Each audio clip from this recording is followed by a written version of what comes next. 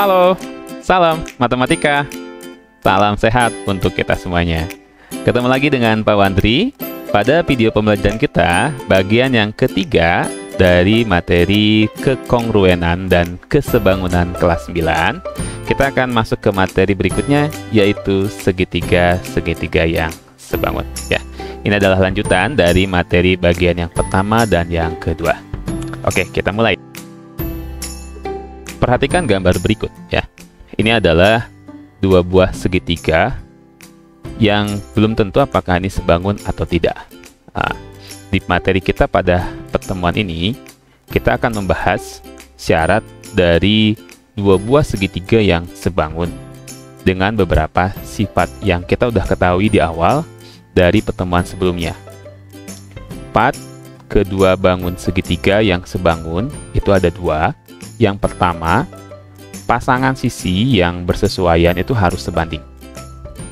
Yang kedua, sudut-sudut yang nanti bersesuaian harus sama besar. Jadi segitiga ABC dan segitiga EDC pada gambar berikut, apakah sebangun?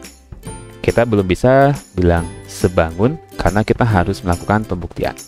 Nah, bagaimana caranya? Di sini ada 3 syarat dari sifat yang kita sudah bahas ini. Nah, kita mulai dari yang pertama ya. 3 sisi yang bersesuaiannya harus sebanding. Nanti kita sebutnya sisi ya, atau SSS. Nah, perhatikan di sini ada segitiga BC dan segitiga DEF. Nah, masing-masing akan diberikan ukurannya dengan permisalan panjang AB 2M, lalu bersesuaian dengan segitiga DEF pada panjang DE, katakanlah M. Kita bisa melihat perbandingannya. Lalu panjang sisi BC di sini dimisalkan 2T, panjang EF adalah misalkan T. Nah, ini sisi yang bersesuaiannya. Kita lihat nanti perbandingannya. Berikutnya di sini panjang AC kita misalkan 2N akan bersesuaian dengan DF, yaitu panjangnya misalkan N. Nah, ini dari ukuran permisalan ini bisa kita sebut bahwa segitiga ABC dan segitiga DF ini sebangun. Kenapa? Karena kita lihat sisi-sisi yang bersesuaian tadi memiliki perbandingan yang sama. Nah, AB kita bandingkan dengan DE memiliki perbandingan 2:1. Ya. Kemudian BC kita bandingkan dengan EF memiliki perbandingan 2:1. Dan sisi AC kita bandingkan dengan sisi DF juga memiliki perbandingan 2:1. Nah, dengan syarat ini, ketiga sisi yang bersesuaian sebanding, maka segitiga berikut kita sebut sebangun. Oke, bisa dipahami ya. Kita akan lanjut ke syarat yang kedua, yaitu sudut-sudut yang bersesuaian harus sama besar. Kita sebut saja ini sudut-sudut-sudut atau disingkat SD. Nah, perhatikan segitiga berikut, segitiga ABC dan segitiga DEF. Jadi ini kalau kita lihat gambarnya, yang kecil ada di dalam yang besar ya. Kalau kita bisa pindahkan, kita coba pindahkan ke kanan yang kecilnya.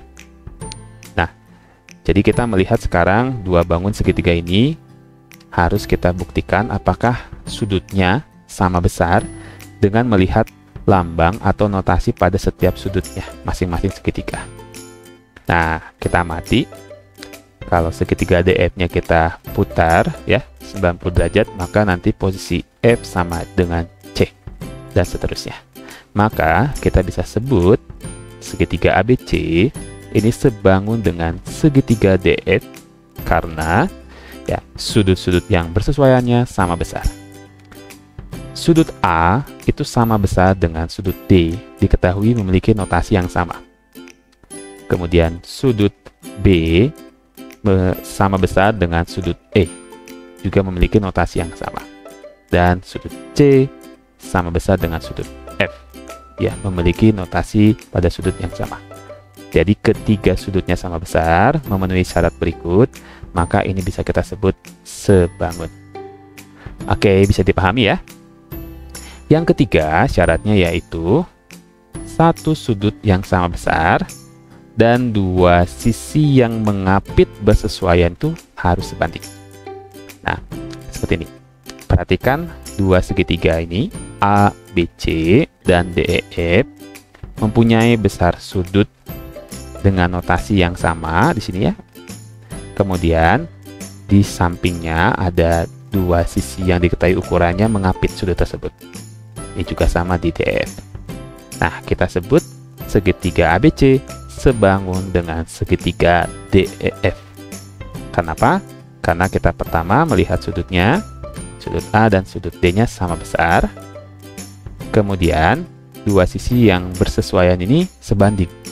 Nah, kita mulai dari AB, kita bandingkan dengan DE, perbandingannya adalah 3:1 ya. Kemudian, sisi berikutnya ini AC, kita bandingkan dengan DF, ini juga sama, 3:1. Karena memenuhi syarat nomor 3, maka segitiga ABC dan segitiga DEF adalah sebangun. Oke, bisa dipahami ya, untuk syarat-syarat dua buah segitiga yang sebangun. Mari kita mulai dengan contoh soalnya.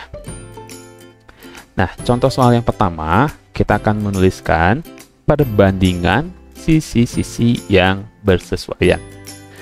Jika segitiga ABC dan segitiga EDC adalah sebangun, tuliskan perbandingan sisi-sisi yang bersesuaian. Oke, kita amati dulu segitiganya. Di sini ada sudut A dan sudut E punya notasi sama, maka artinya besaran sudutnya sama besar ya. Oke, kita mulai. Nah, jadi karena di sini ada arah sudutnya yang sama besar, maka kita bisa perbandingkan sisi-sisi yang bersesuaian mulai dari yang terlihat mudah ini.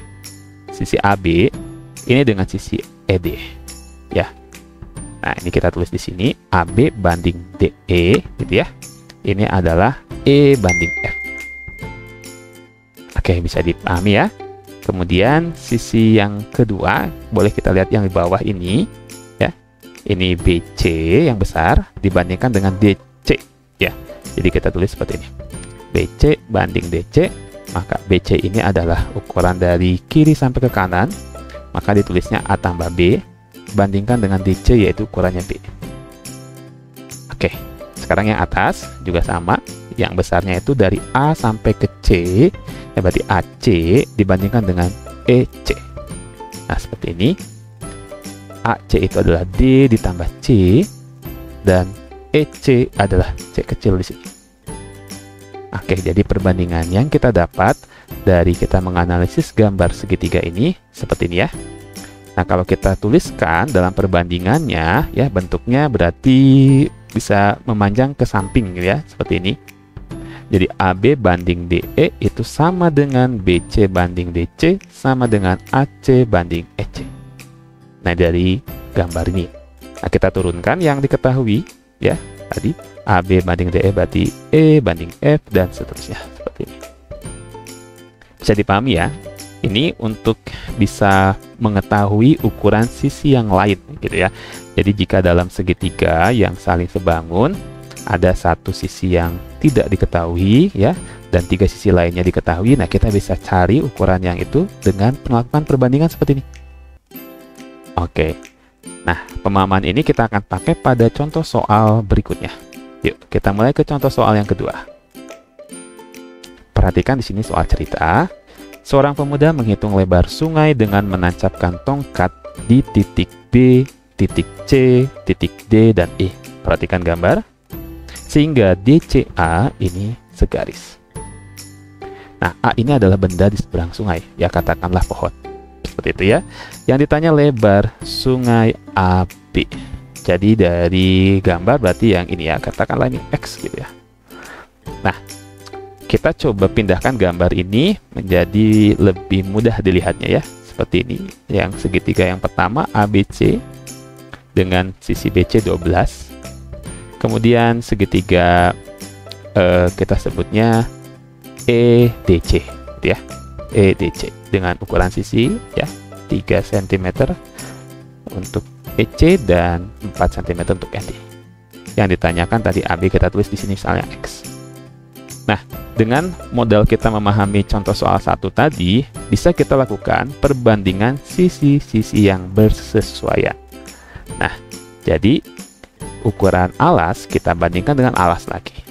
Nah, berarti di sini adalah ukuran alas dengan alas, tinggi dengan tinggi, seperti itu.